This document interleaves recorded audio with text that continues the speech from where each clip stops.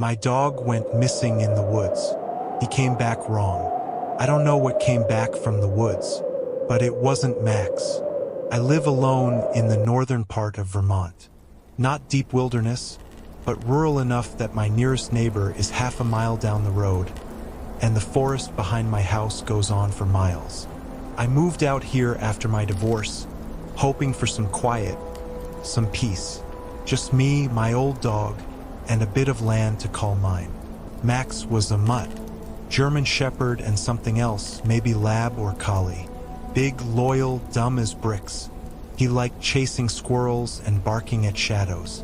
He'd been with me for 8 years, and honestly, he was the only thing that kept me sane after everything fell apart. Last week, he ran off into the woods and didn't come back. It was just past sunset. We were out back, him sniffing around while I stacked firewood.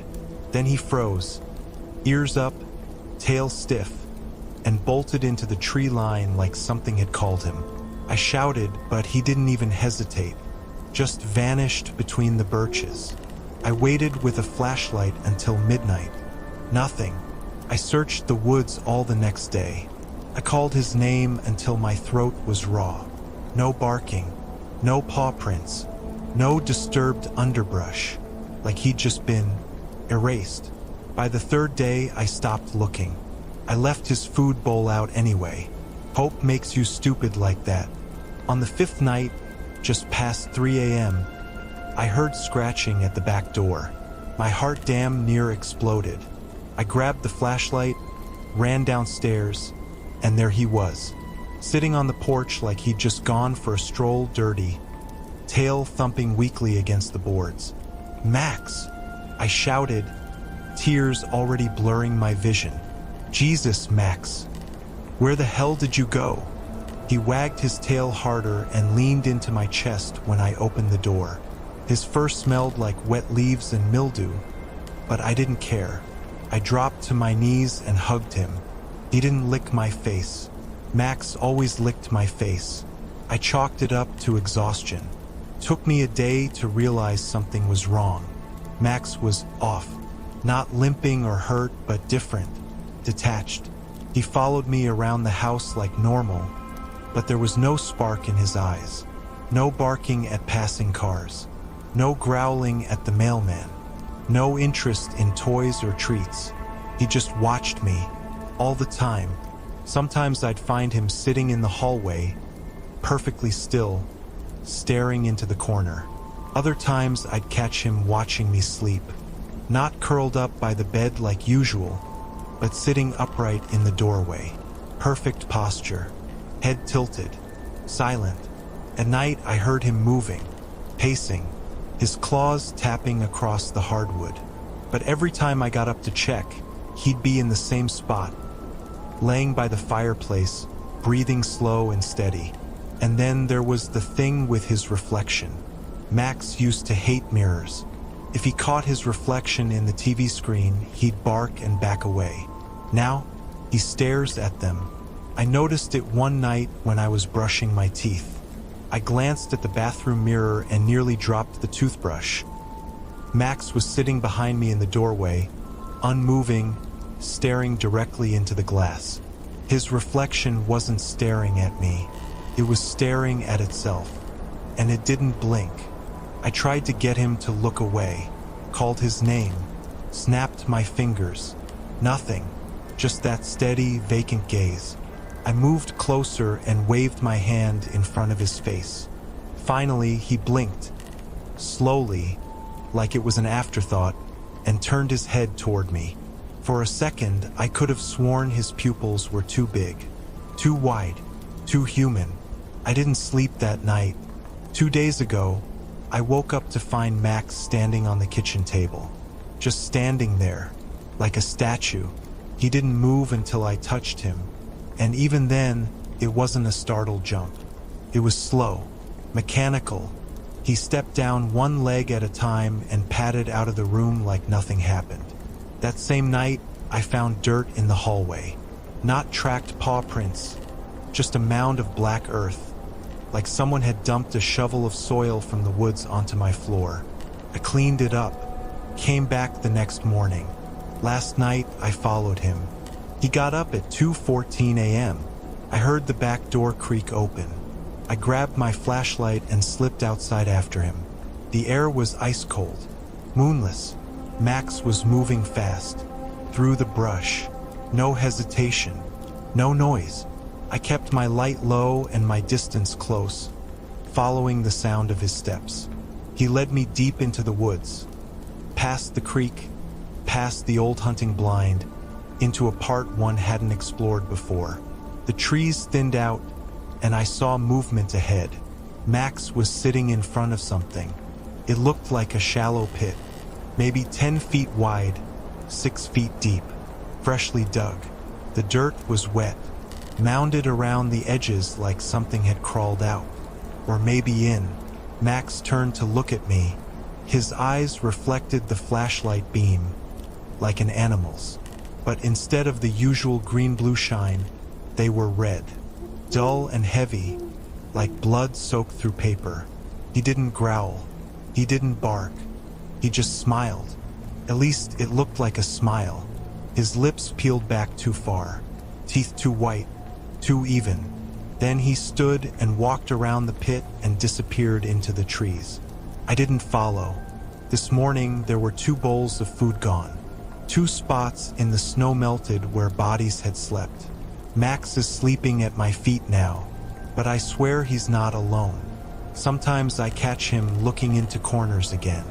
Not with curiosity, with anticipation, like he's waiting.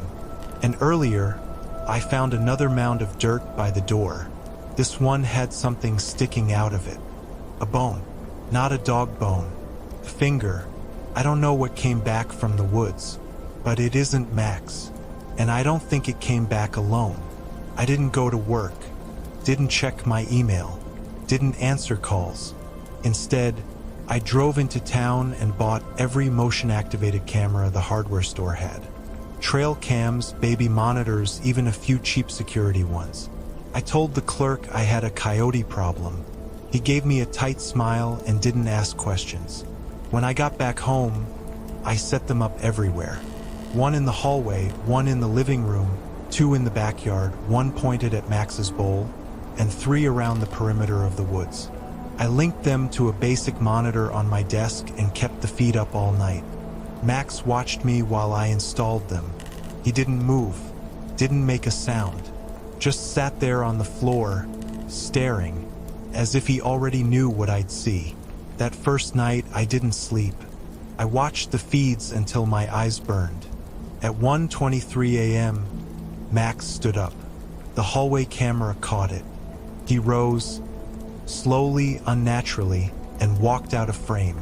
The living room cam picked him up next. He passed through without even glancing at the lens, just heading for the back door. I leaned forward in my chair. On the backyard feed, the door opened by itself. Max stepped outside. Then the footage glitched. Not a full static burst, more like a flicker. The kind you get when frames are missing. 1 second he was walking past the fire pit. The next he was standing still, facing the treeline. The timestamp jumped by 4 seconds. Then the other cameras started triggering. Movement in the woods. 3 different feeds. Shapes passing between trees, tall shapes. Too tall. I squinted, adjusted the brightness, but the figures stayed just out of the light. Their limbs didn't move right. They glided. Max was still in the same spot, unmoving. Then he turned his head not toward the woods, toward the camera, and he smiled again. That too wide grin, teeth too flat, too many of them, like something had drawn a dog from memory but never seen one up close. The backyard feed cut out. I checked the camera the next morning. The lens had been smashed in. The mount was twisted, almost melted. No footprints, just more dirt. Another mound at the treeline. This one was shaped like a child. Small, curled. I didn't dig. I kept watching the footage every night. Kept getting worse. Max left the house at the same time each night. 1:23 a.m. exactly. Sometimes he stood still. Other times he disappeared for hours before coming back soaked in mud. Paws black with something thicker than soil. The shapes in the woods came closer each time. The third night, they stood at the edge of the yard. The fourth night, they were on the porch. The fifth night, they were inside. I didn't see how they got in. No doors opened. No windows broke. One frame, they were gone. The next, they were standing in my living room. 7 figures. Tall, pale, wrong. And Max stood in the middle of them, tail wagging slow, like a metronome. His mouth hung open, panting, but the sound didn't match. I swear to God it sounded like whispering, like multiple voices, speaking all at once in a language I couldn't understand. Then all 8 of them turned. They looked at the camera, and every feed cut to black. That was last night. This morning, all the cameras were gone. Not broken, gone. Even the mounts, even the cords, as if they were never there. Max is still here, lying by the fireplace. But now there's something new. A smell, like rot and iron, like the inside of something dead. And behind the couch, where the living room cam used to be, I found a handprint. Not a paw print, a human hand. Long fingers, sharp nails, but pressed into the wall at shoulder height, as if whoever left it had crawled out from inside the floor. I tried to take a picture. My phone won't turn on. None of them will. And I know they're coming back tonight. They let me see them. They wanted me to, because now I've started to hear the whispering, even when I'm awake. Not from outside, from Max. He hasn't moved in 2 hours. He hasn't blinked once. And I think he's smiling again.